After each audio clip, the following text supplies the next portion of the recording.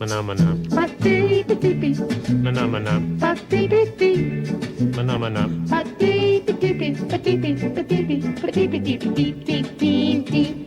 Mana mana.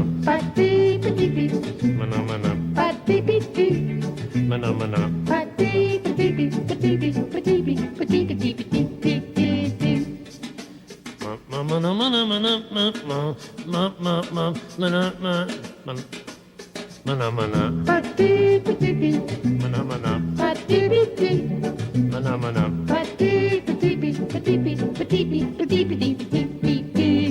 Mana mana mana mana mana mana. Mana mana.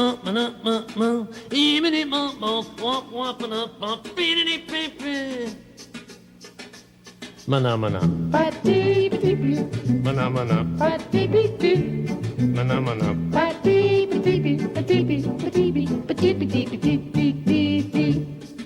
Mana.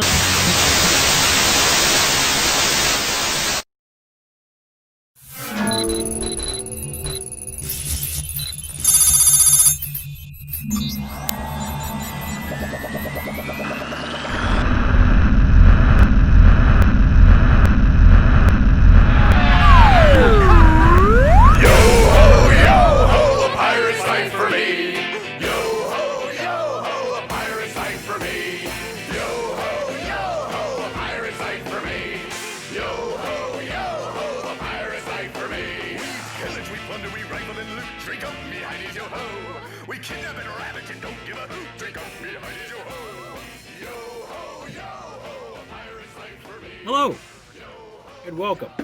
My name is James Carty. I'm the technical director here at the Lake Worth Playhouse, but you might recognize me as the Lazarus Transport Captain, Talcum Sloan. Of course, I am also the writer, producer, editor, and director for The Long Goodbye, which is why you're here this evening.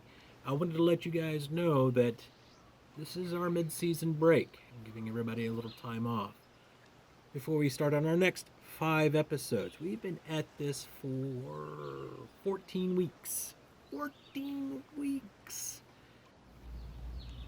Now, I asked several people for some questions, and I chose 3 to answer, and here they are.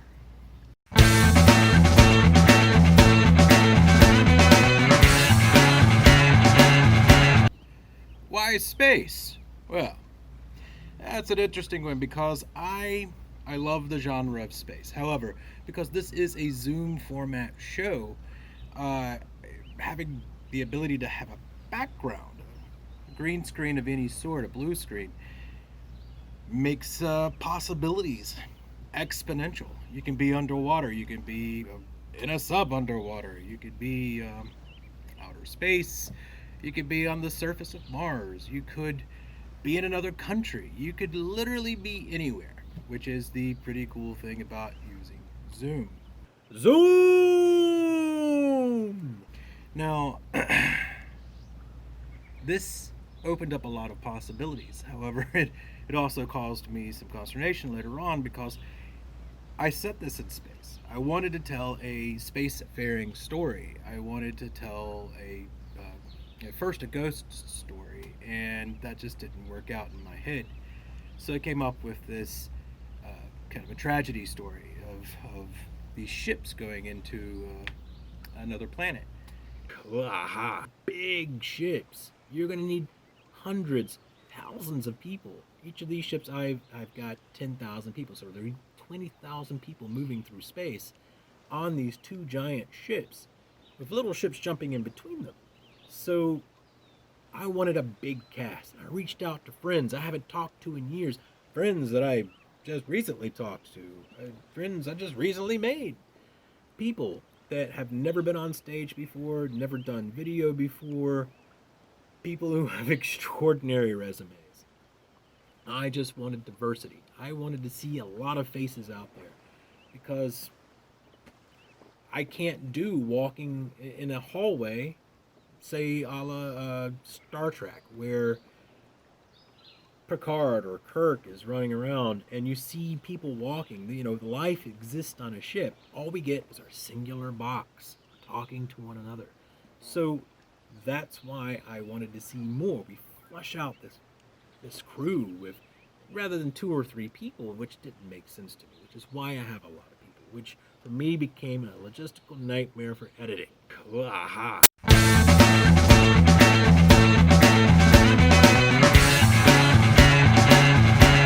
What exactly is the story up to now? Well, evidently you haven't been watching.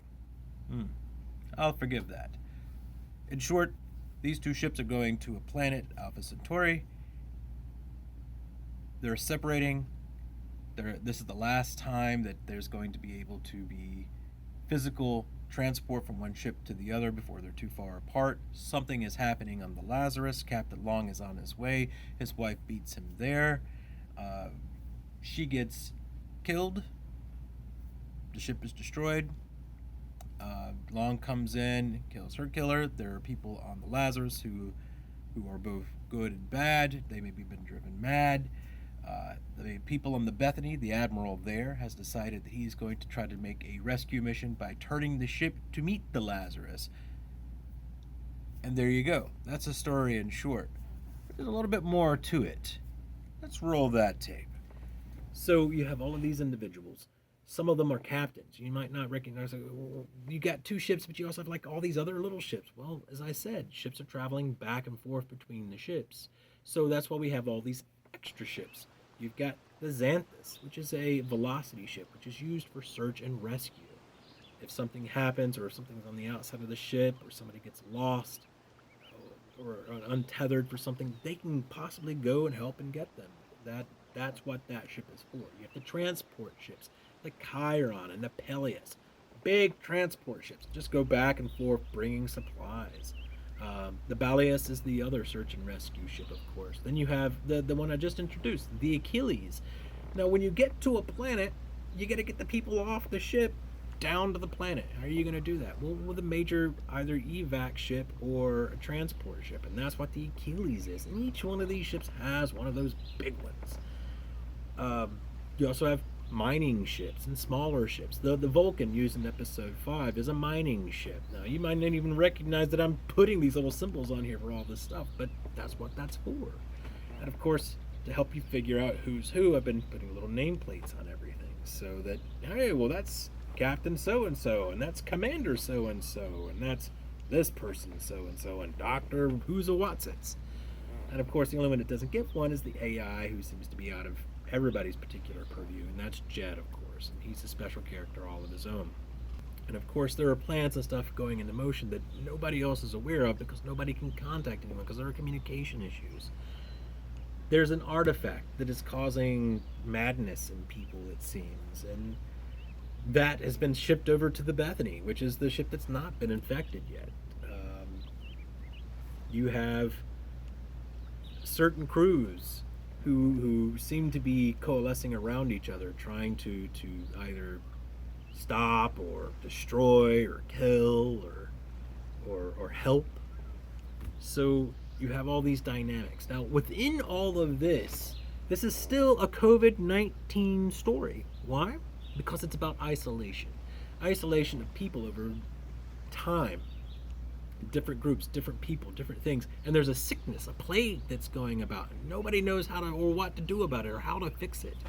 So this is not only a sci-fi story. This is a sci-fi story with a COVID-19 undertone. You might have noticed at the end of episode 5, and of course, spoilers for everybody, you know. If you haven't seen it, go and watch it, but spoilers. At the end of episode 5, it gets a little David Lynchy. And there are reasons for that that are going to be explained in the next several episodes. So, if you want to find out what that's all about, stay tuned. And that kind of catches you up.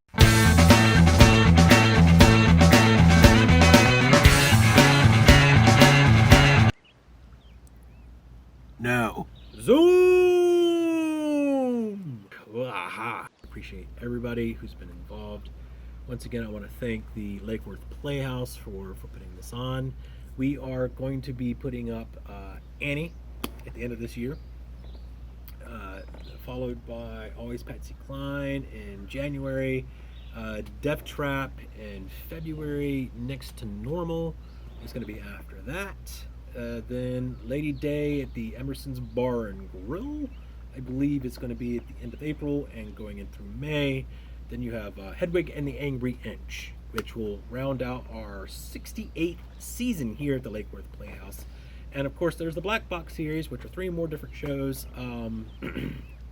plus one more. We're going to actually pick up with The Boys Next Door, which was going to be done way back when, but now we're going to do it now. Then there's No Exit, which is January, I believe. And then you've got Sweat by Hypnotic. That's going to be March. And then we have Last Black Box series, which is post-electric play. It's Mr. Burns' post-electric play. So there you go.